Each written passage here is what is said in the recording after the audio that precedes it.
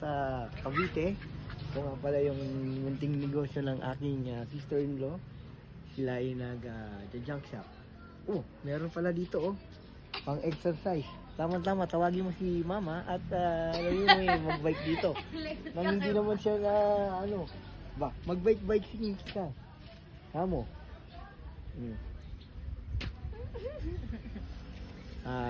Tomorrow, magdadagat po kami. Sa ngayon, enjoy muna kami rito. Dadala tayo mamaya sa plaza. Magbibilang kami ng mga scrap po dito. Ayan. Tapos ay ibebenta namin sa hipag ko para magkapera.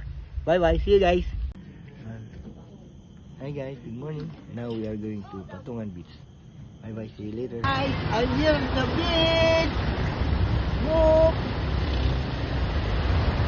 I'm here at kami.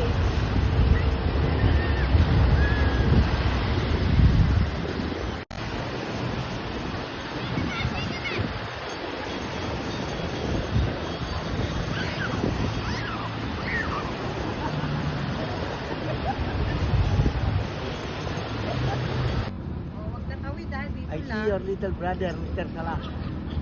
Mr. Salah.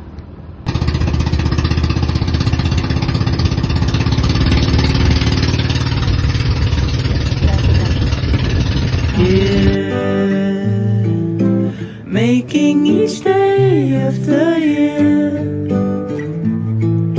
changing my life with a wave of a hand. Nobody can deny that there's something